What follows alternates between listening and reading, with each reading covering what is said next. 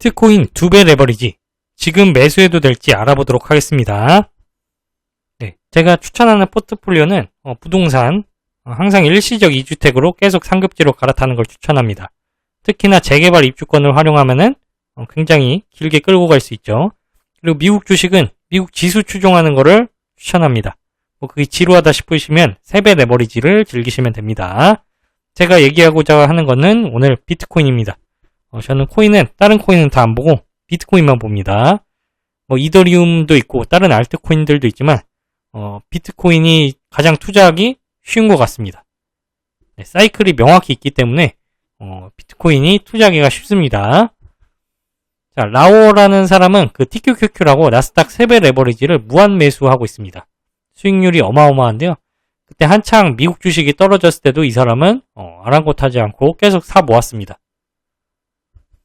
네, 저는 여기서 영감을 받아서 비트코인도 레버리지를 써서 무한 매수를 하면 수익률이 극대화되지 않을까 생각을 해봤습니다.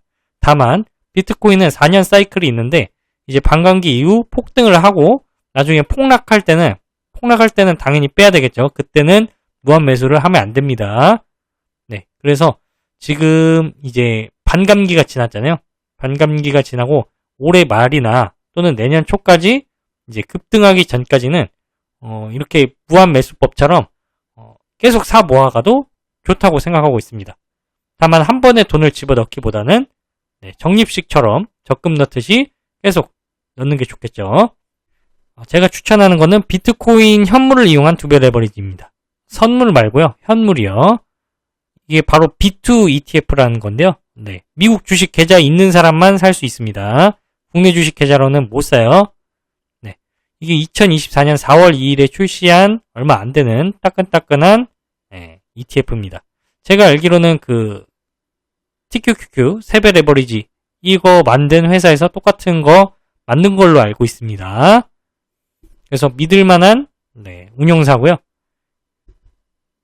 자, 긍정적인 점은 비트코인 현물 레버리지이기 때문에 거래소 리스크가 없습니다. 이 말이 뭔 뜻이냐? 선물이 아닙니다. 비트코인 선물은 비트코인을 직접 사지 않고 거래가 이루어질 수 있지만 비트코인 현물은 이제 제가 돈을 넣으면 그게 비트코인 현물을 진짜로 사는 겁니다. 그래서 예를 들어서 거래소 해킹이라던가 또는 거래소가 작은 거래소가 파산했다던가 이런 리스크가 없습니다. 왜냐? 미국의 가장 유명한 운용사 중 하나가 운영하는 거기 때문입니다. 그래서 거래소 리스크가 없다. 그 다음에 개인 지갑에 넣었을 때 개인 지갑 암호 까먹고 분실하는 그런 위험이 없겠죠? 왜냐? 그냥 주식 계좌만 있으면 되니까. 그 다음에 운영 수수료율이 0.95%입니다. 그럼 TQQQ와 비슷하죠. 참고로 비트코인은 항상 한국에서 그 수가 적기 때문에 김치 프리미엄이 붙습니다. 그래서 항상 제가 보기에는 거의 1%가 항상 넘거든요. 2, 3%. 그 다음에 항상 거품이 낄 때는 5, 6%, 7%까지도 올라갑니다. 그거에 비하면은 이 수수료율 괜찮다고 보고 있습니다. 1%가 안 되잖아요. 김치 프리미엄은 원래 비트코인 외국에서 거래되는 가격보다 우리가 1% 비싸게 사는 겁니다. 근데 운영 수수료율로 0.95% 정도만 내면은 괜찮다. 다른 비트코인 선물 레버리지는 이 운영 수수료율이 좀 비쌉니다. 근데 이건 현물 레버리지인데 수수료율이 그나마 괜찮은 편입니다. 그 다음에 이거는 달러로 투자해야 돼요. 국내에서는 국내 주식 계좌로는 살 수 없고 그 미국 주식 거래할 수 있는 계좌로 살 수 있습니다. 그래서 달러로 환전해서 투자하기 때문에 어찌 보면은 달러 자산을 갖게 되는 거죠. 그 다음에 상승 시 수익률이 극대화됩니다. 비트코인은 변동성이 굉장히 크잖아요. 그래서 지수 추종보다 미국 주식 추종보다 수익률이 타이밍만 맞으면 더 극대화가 될 수 있습니다. 근데 리스크가 있죠. 첫 번째 리스크는 횡보 시 계좌가 그냥 비트코인 계좌보다 더 녹아내릴 겁니다. 그냥 비트코인 샀을 때랑 비트코인 2배 레버리지를 샀을 때랑 이게 왔다 갔다 하면서 크게 오르지도 않고 크게 떨어지지도 않고 계속 횡보를 하면은 이게 갉아먹습니다. 그냥 현물 하나 갖고 있는 것보다 이게 2배 레버리지는 점차 깎여요. 그래서 이 리스크에 대한 대안은 반감기 이후인 지금부터, 반감기는 4월달에 있었잖아요. 그죠? 올해 말이나 내년 초까지 적립식으로 계속 사서 리스크를 줄이는 게 좋다고 생각합니다.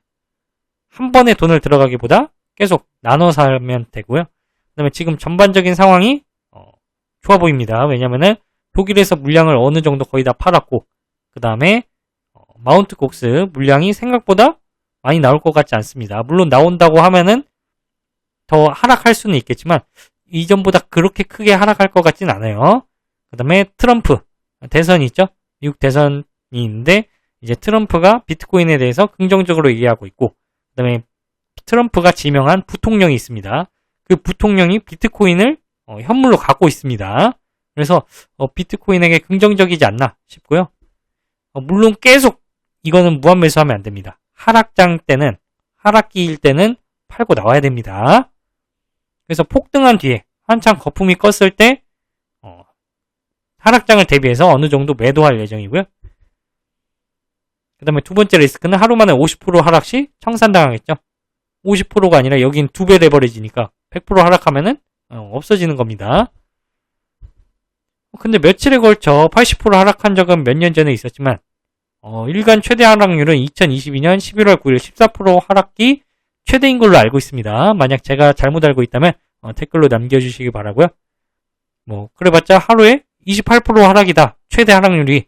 이렇게 보시면 되겠습니다. 역사적 기록을 보면은. 게다가 근데 비트코인 ETF가 승인되었잖아요. 저도 원래 비트코인에 대해서 딱히 긍정적인 시선이 있는 건 아니었는데 미국에서 비트코인 ETF가 승인되고 홍콩에서도 비트코인 ETF가 승인되었습니다. 그 말은 제도권으로 이 비트코인을 들여온다는 뜻이죠. 관리한다는 뜻입니다. 주식처럼. 그래서 그 자금이 들어오면 하루 만에 50% 하락할 확률은 거의 없다고 보고 있습니다. 자, 이 2배 레버리지는 누군가에게는 상당히 위험한 투자일 수도 있어요. 왜냐?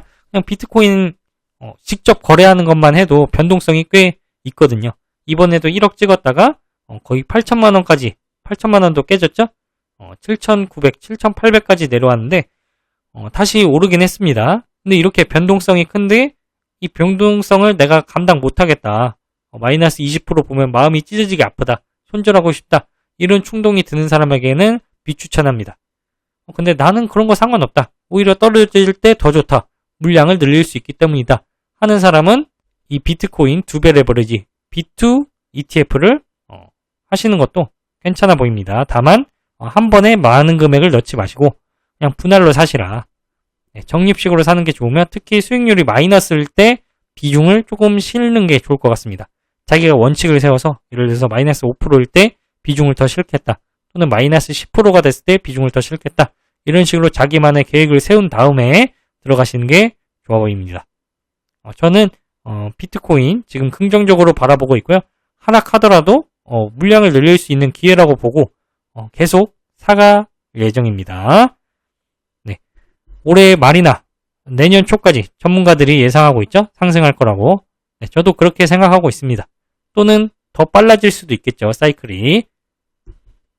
네, 이상 도움이 되셨다면 구독과 좋아요 부탁드립니다. 감사합니다.